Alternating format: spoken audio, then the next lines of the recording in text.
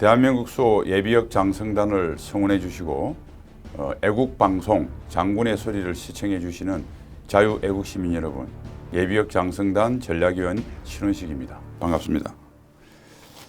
오늘은 지소미아 연장 종료를 문재인 정부가 결정을 한 것이 어떤 의미인가, 그 다음에 앞으로 어떻게 전개되고 우리의 안보에 미칠 중요한 영향은 무엇인가, 여기에 대해서 간략하게 정리해 드리도록 하겠습니다. 한일 군사정보보호협정은 아시는 바와 같이 1년 단위로 연장하게 되어 있습니다. 한일 양국이 별다른 의향을 표시하지 않으면 자동 1년 연장되는 것이고요. 양국 중에 한 나라가 연장 종료를 통보를 하게 되면 90일 지나면 연장이 종료, 즉 파기가 됩니다. 문재인 정부가 8월 20일 선언을 했으니까 11월 22일까지는 유효한데 그 뒤로는 이제 파기가 되는 것이죠. 8월 22일 문재인이 연장 종료를 결정한 것은 무슨 의미를 가지고 있는 것일까요? 저는 두 가지로 봅니다. 첫 번째는 문재인 정부, 소위 주사파, 김일성주의라고 우리 국민들이 그런 합리적 의심을 하고 있지 않습니까? 이 정부의 어떤 정체성, 이념적인 편향성, 그로 인해서 그들이 추구하는 목표가 이제는 더 이상 돌이킬 수 없게 만천하에 드러난 사건이다. 즉 문재인은 나는 이러한 이념을 가지고 있고 대한민국을 그 이념에 따라서 이리에 이끌려고 한다고 아예 공개적으로 선언한 이야기입니다.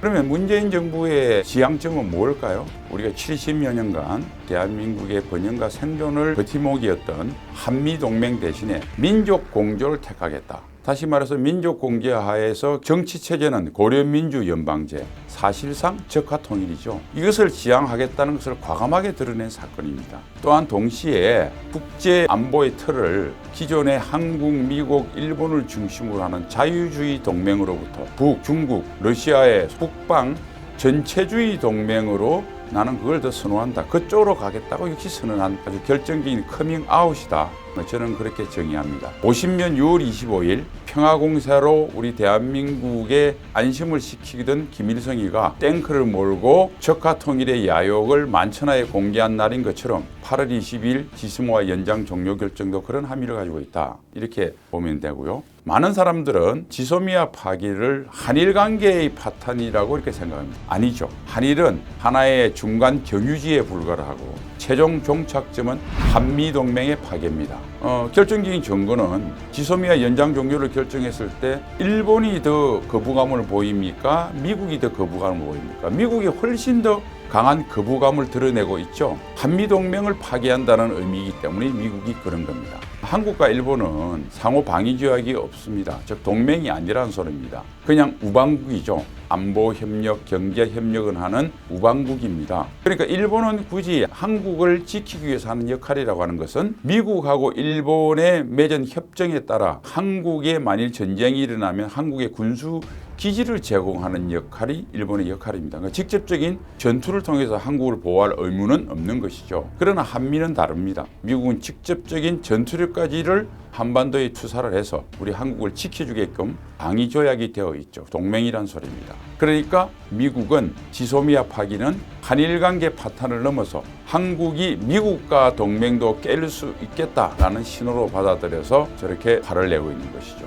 그럼 이게 앞으로 어떻게 될 것인가? 미국도 이번에 이례적인 발표를 했습니다. 코리안 가버먼트, 한국 정부가 아니라 문재인 정부라고 그랬어요. 대한민국과 문재인 정권을 분리하기 시작했습니다. 지소미아가 파기되면 일본은 별로 영향이 없어요. 한국한테 받을 정부가 거의 없다는 소리죠. 한국이 거의 일방적으로 수혜를 받는 구조였습니다. 한국이 손해보는 것이죠. 단순히 군사적인 면에서 정보 교환은 어떻게 보면 아주 사소한 거고 진짜 중요한 것은 한국의 안보의 기본 틀인 한미일 안보 협력과 한미 동맹이라고 하는 큰 틀, 이 틀이 부서지기 시작했다는 것이죠. 그러니까 대한민국과 대한민국 국민은 돈으로 계산할 수 없는 우리의 목숨과 달려있는 결정적인 손해를 보았습니다. 그런데 문재인 정권은 대한민국 국민과 대한민국이 손해보는 것을 자신의 이익으로 생각하고 있습니다. 단기적으로는 총선에 유리하다. 반일 감정으로 일부 지지층이 결집을 해서 속된 말로 재미를 좀 보다가 조국 사태가 터졌죠. 그러니까 반일이 사라졌습니다.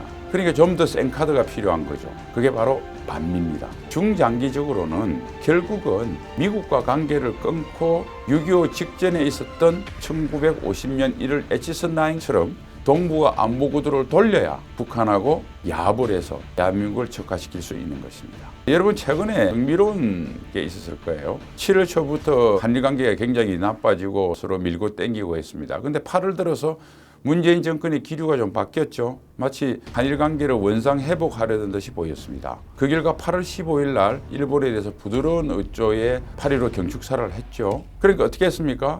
김정은이가 불같이 화를 냈습니다. 그리고 8.15 경축사가 끝나고 나니까 삶은 소대가리라고 하는 기상천외한 욕을 했어요.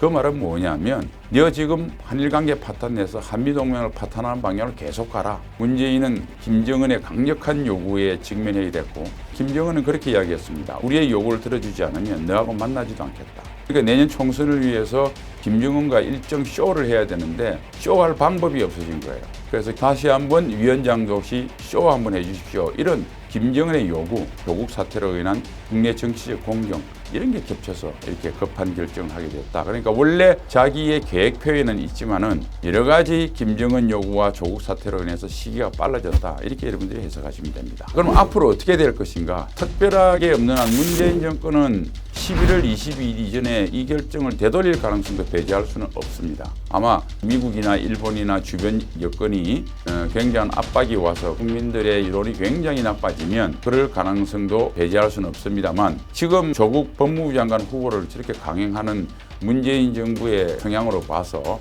정말 끝까지 한번 가보자. 그래서 파기를 그대로 결정을 할 가능성도 많습니다. 그럼 미국은 어떻게 할까요? 자, 미국이 대한민국에서 선택할 수 있는 선택지는 두 가지 아니겠습니까? 한국이 구태여 한미일 동맹을 벗어나서 북중로로 가겠다고 하니 한국을 포기하는 방안. 두 번째는 그렇게 하기에는 미중 간에 아직 세계의 패권을 놓고 하는 싸움이 마무리되지도 않았고 그동안 한국에 투자해놨던 6.25 때 많은 죽은 흘린 피부터 한국을 위해서 여러 가지 배려했던 경제적 안보적 비용이 아까워서 한국에 강력한 압박을 해서 문재인 정권의 정책 전환을 강요하거나 그것도 안 된다면 문재인 정권의 어떤 정권 장악력을 현저히 떨어뜨려서 새로운 정치적 리더십으로 나오는 대로 강제하는 방법, 이 두 가지 방법이 있을 겁니다. 그리고 그 시한을 일단은 11월 23일까지 되돌리라고 통보를 했어요. 미국의 결정적인 의사결정은 11월 23일 이후로 일단 미루겠지만 11월 23일 이전까지는 여러 가지 정책 전환을 강요하도록 직간접적인 회초리를 들 것이다. 저는 그렇게 예상을 합니다. 만일 한국을 11월 23일 이후에 도저히 안 되겠다 포기를 한다고 그러면 미국은 여러 가지 조치를 해야 되겠죠. 인도 태평양 전략을 상당 부분 수정해야 될 겁니다. 한미 동맹을 수레와 수레바퀴를 연결하는 린치핀이라고 그랬고 핵심 축이라고 했고요. 미국과 일본 관계를 코너스톤, 주축돌이라고 했죠. 이 핵심 축의 역할을 한국이 하지 않으니까 아마도 일본이 핵심 축과 코너스톤, 주축돌을 동시에 할 수 있도록 전반적인 전략 환경을 조정할 것이고요. 이 정도 부강한 상태로 북한과 중국 편에 한국을 넘겨주겠습니까? 그렇지 않겠죠. 뭐 아주 사소한 예입니다만은 삼성전자 같은 그렇게 뛰어난 반도체 만드는 기술을 온전히 넘겨주겠습니까? 지금 미중 간의 통상경쟁의 핵심이 중국이 첨단 기술을 하겠다는 걸 화웨이부터 제일 시비 거는 거 아닙니까? 그러니까 그렇게 넘겨줄 리가 없죠. 아마 우리 국민은 거의 폐허더미에서 넘어갈지도 모르겠습니다. 그래서 현실적으로 봐서 대한민국을 미국이 포기하는 것은 마지막 수순이겠죠. 아마 가장 가능성이 높은 것은 강력한 회초리를 들어서 정책 전환을 강요할 겁니다. 그런데 미국이 들 수 있는 회초리는 뭘까요? 이번에 방위비 협상을 기하로 주한미군을 감축하거나 철수하는 안보적 카드로부터 또 경제적 카드가 있겠죠.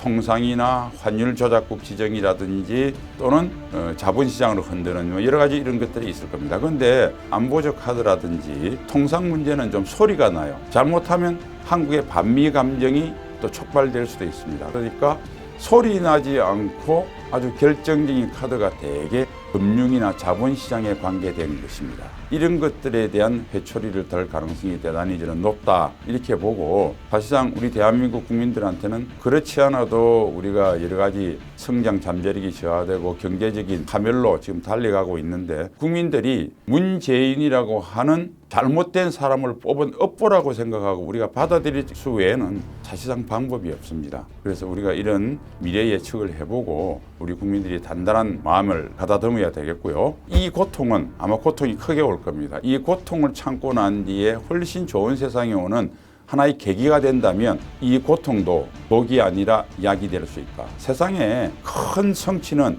대개 죽을 것 같은 고통의 바닥에서 시작됩니다. 희망은 절망의 심연에서 출발을 한다고 하는 우리가 평범한 역사의 진리를 되새기면서 우리가 악의 화신인 문재인 주사파 정권에 굴복하지 말고 용기와 희망을 가지고 싸운다면 우리한테 다시 한번 제2의 한강의 기적이라고 하는 새로운 세계가 올 수도 있다.